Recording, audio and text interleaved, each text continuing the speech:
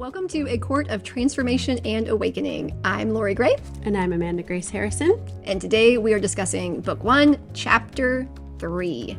Court of Thorns and Roses. Okay, so this chapter, Feyre and her sisters go to the market to sell the hides to get some money to buy some stuff. Yes. There we go. In a nutshell, there's the chapter. In a nutshell. Okay. Again, these early chapters, there's so much in them as they're trying to give us a picture of her town and her life. We meet what are they called? The Children of the Blessed? Mm-hmm. Is that what they're called?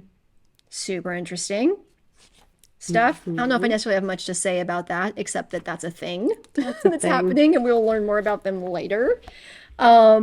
We also have another brief moment of, again, there's just all drip throughout here is Feyre's relationship with her painting. So we see again on 25 where she talks about she met, so she meets the mercenary, right? So we leave the acolytes, she meets the mercenary.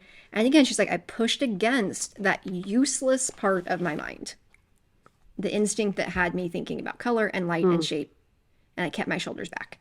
And we see these things so often where she has this wonderful gift and she constantly just thinks it's useless and it's worthless. And she's constantly talking so badly about herself. Yeah, she calls that part of her mind useless over and over. Over and over. She has developed this story, which, I mean, again, it's not helpful for hunting necessarily. But still, yeah, this self-judgment and this place where she could love this part of herself, and she does not. She doesn't. But one thing I will say about that little scene when she meets the mercenary that I thought was hilarious, because when you're initially reading the physical description of her, her tan face seemed hewn of granite. And so to me, I'm like seeing this older, I'm thinking she's at least 55, and then she gets a couple paragraphs later, she could have been aged anywhere from 25 to 30, and you're like, oh, never mind. I'm sorry, what? Why does she seem like she's made out of granite? So she's just hard, but she's not older. Well, older than Feyre, but not older than me. Quite a bit younger than me. That's hilarious. Which, by the way, I do that pretty often. We were talking about this. Now, this is book 2 stuff, but sometimes the author will tell me what a person looks like, but then I change them in my mind. Oh, yeah. Sometimes if there are characters who seem more mature. Yeah, I know who you're talking about in book 2. We've had this conversation. I know and it is really hard. Yeah, that character is nothing like that character's physical description, so it is very hard. Yeah, I have trouble that, like, even in other books, her Throne of Glass series and the one that I'm reading right now, there are characters where, again, because of the supernatural element, where they're fae or they're a vampire or they're something where they're paused in their 20s, but because my mind knows they're thousands of years old, like when I picture them, they're always older. Yeah. They're always older. Yeah. And I'm like, and then they'll have to go back and there'll be a description of how young they look. I'm like, oh, right, they're young. Just because they're 2000, they actually look 20. Right. But my brain just struggles with it. It always makes them more mature in my mind's eye because I just can't wrap my head around the idea of somebody being thousands of years old and looking 19. It is odd. 19. Okay, so interaction with this mercenary. So, Feyre offers her the wolf pelt, and she gives Feyre significantly more money than it's worth. To which Feyre replies, like, I don't need your pity. And instead, what we learn from this mercenary is it's more of a paying it forward. She's like, someone once did the same for me and mine at a time when we needed it most. Figure it's time to repay what's due. And I thought that was really significant. It definitely made me think about, so we talked about in, first chapter being in seasons where we are surviving, definitely not thriving. And when we're in those seasons, we often need some help. I'm not very good at asking for or accepting the help. It seems like you're either a person who's really good at asking for help and you're just that person who's always asking for help and gets help with everything, but you're kind of thought of as like that person who's like always needing help. Or you're like, don't want to be that person, so you just never ask for help. I can figure this out. I got Google. We're good now. I can ask Siri. I don't need help. I don't need help from anybody else. Isn't it funny? There's the extremes. It is. And yeah, I think somebody who's in a place of the ability to be in ownership, to control what we can control, to be a person who practices agency, and then also ask for help when we need it, I think it's a rare balance that most people don't get to, because our relationship with asking for help is so much born out of our own story and our own trauma and what we make it mean. Yeah. Right? Which I'm funny. I don't want to ask anybody else for help, but my husband probably wishes that I would ask him for help a little bit less. He's your safe place He to is ask for help. Well, okay. And so in the last episode, I talked about being a person that was like hypervigilant, especially when my nervous system was so dysregulated. I had such crushing anxiety over the simplest things. But learning new things technology wise, I briefly mentioned like buying things. Really would impact my nervous system to the point of like near hyperventilating. It just caused me so much anxiety. And sometimes I would just ask him to do it for me. Sometimes I'm like, can you go look up how to do this and learn how, and then just tell it to me? Please. But there were also times, even whenever I was learning to really teach my nervous system that it was safe to do these things, I actually would ask him, I'm like, okay, I'm going to sit down and purchase this thing online. Will you sit beside me? And I would be like, okay, this is our, and I would genuinely check, like, this is our address, right? He's like, uh-huh. And I'm like, and this is the right credit card, right? He's like, uh-huh. And I'm like, and I click this box, right? He's like, yep. And like, I just needed somebody to tell me I was doing it right, because I had such irrational fear that I was going to do it wrong. Yeah.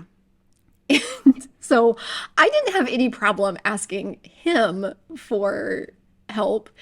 And once my health started getting better, there was a time whenever I'm like, hey, I don't know how to do this thing.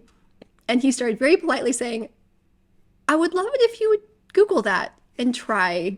And then if you can't do it, I'm happy to help. Oh, my husband.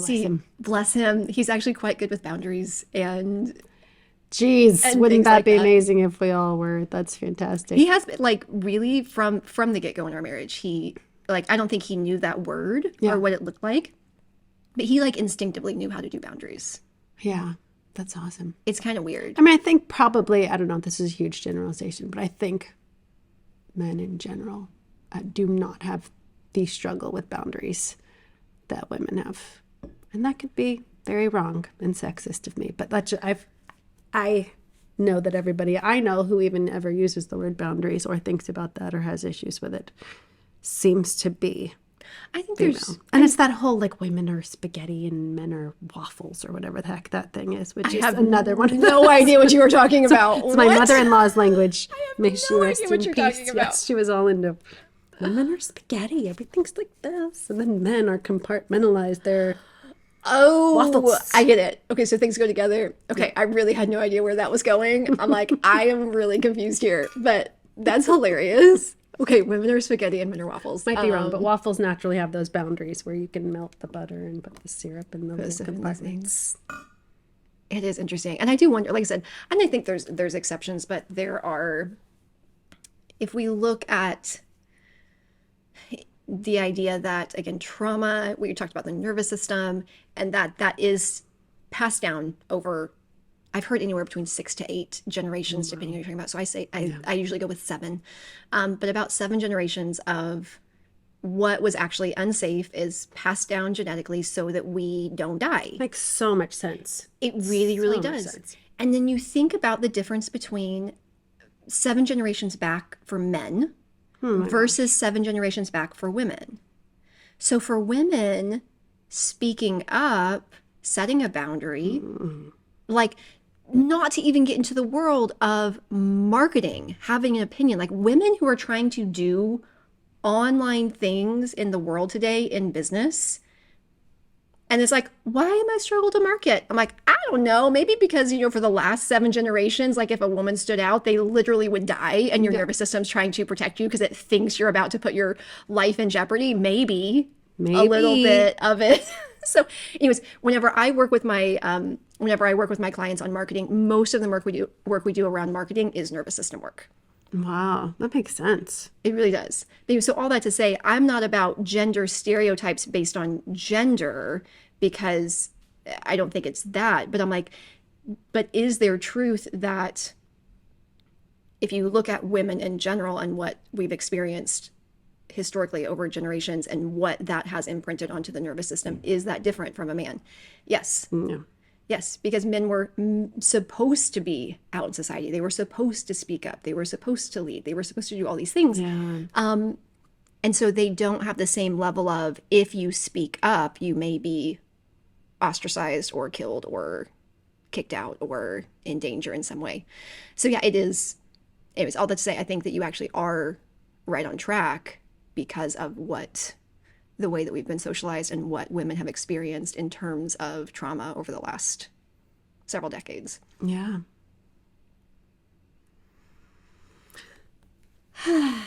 What was that related to? What were we talking about?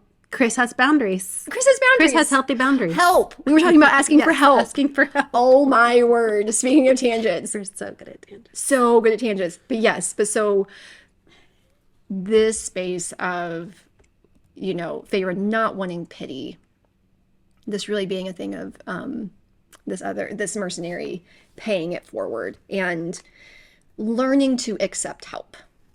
Not from my husband, who I feel safe over asking for, but from other people. And sometimes for me, like, it's not even been for me, like, asking for help. Like, I don't always necessarily need somebody to come over. Like, for me, it's been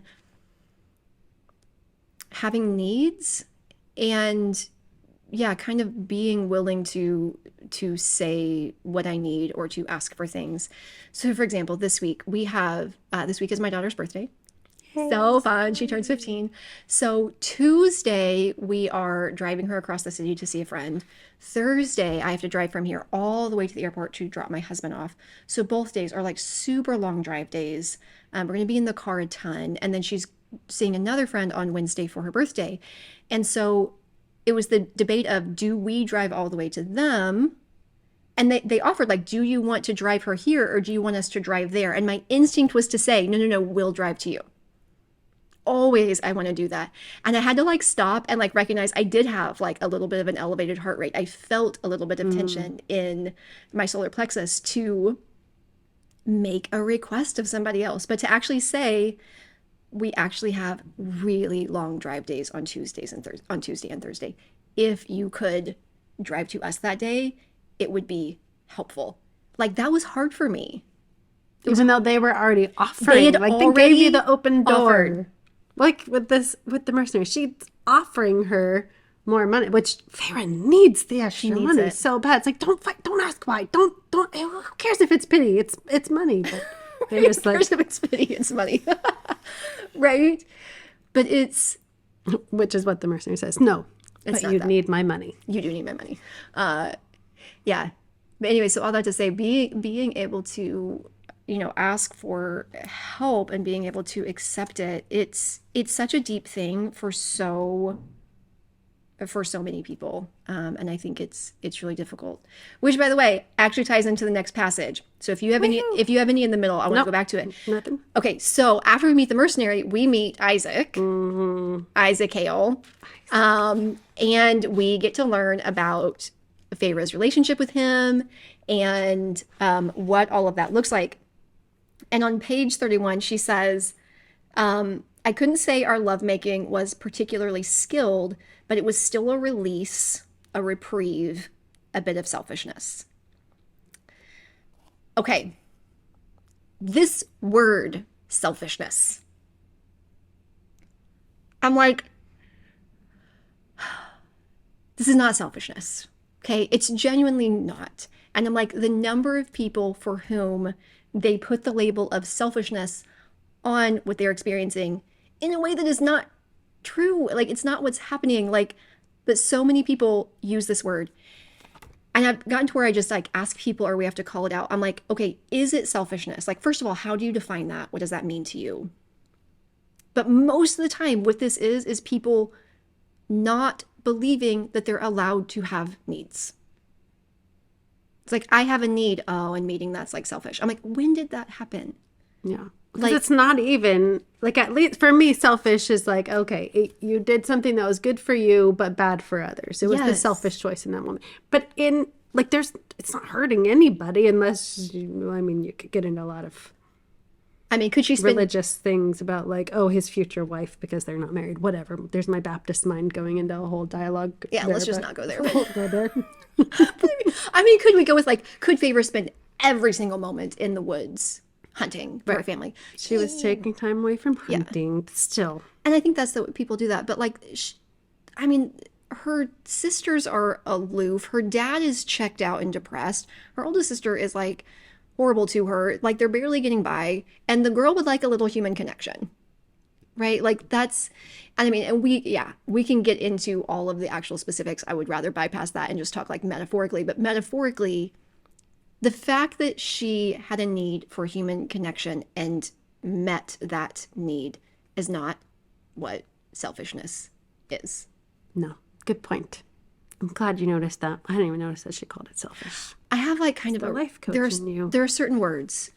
That's a good word. Should That's is a a good word. tricky word. Yeah. Selfishness Should is a big word. word But for like, me. yeah, selfish, when people talk about that word, there's a few of them because I see them come up so much. And they're words that I've seen very few people use the word selfish in a way that is actually accurate to the definition. Usually if somebody is bringing up that word, I'm like, it's almost like a red flag for me of like, what trauma happened? Yeah. Who said what about you? Where did this come from? Where was this teaching? Like, and the story and where it develops and how people are defining this, it's, the flavor is different, but it was typically some version of being taught that they aren't allowed to have needs, or having needs makes them weak, or that their needs are less than other people's needs, or whatever it is. But it's always some aspect of this like unhealthy relationship with the fact that as a human being, we have needs.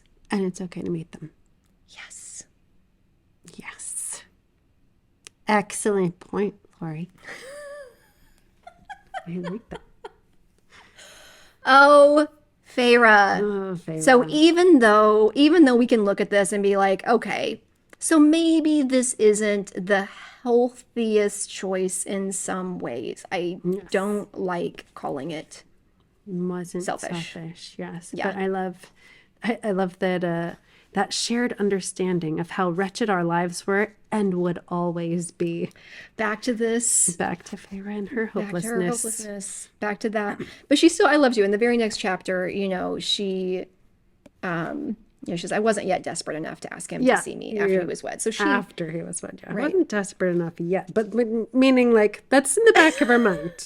She very well might try to keep this up after he's married, and that's that's fair. but she's got some self-respect here, Well, what I really thought was interesting, that I don't know if I noticed it on my first read, but just rereading it, I really was Feyre a week later. So he comes along, brings her these beautiful eggs. He left her feeling not quite so alone. A week later, I pulled him into that decrepit barn. Feyre, my goodness, he wasn't even putting the moves on her. She pulled him into the barn. That's different. Well, I think it tells us, that we start to see that, there is this character of, she's not unwilling to go after what she wants. And we see that show up later. And I think it's sort of one of those foreshadowing or glimpses into her true self and part of like who she is that's been sort of covered over with just being in this survival space. But we're like, she's not a timid She is creature. not. Even though it seems like she is. Like she seems, but she's just not. Well, and part of it right now is like she's starving, she's tiny, she's she's in a place where there's so much like helplessness with all of this. But like we're like underneath there's a girl with some grit and with some spirit under there, man. There's some spirit, and like we're gonna get to meet her.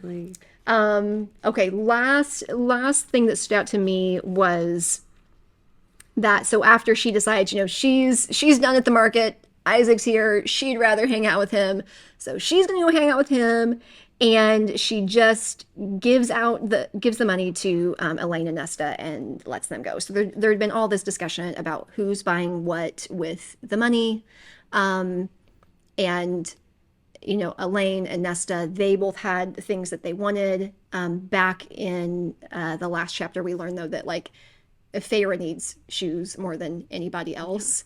But actually falling apart, and she's actually going out into the snow every day to hunt for their food. And they just want new shoes because theirs have lost some of their sparkle. And it sounds like Elaine may have needed a cloak, but at the end of the day, she doesn't fight for what she needs. She doesn't even prioritize it. She gives them the money and lets them go to town and buy whatever she wants.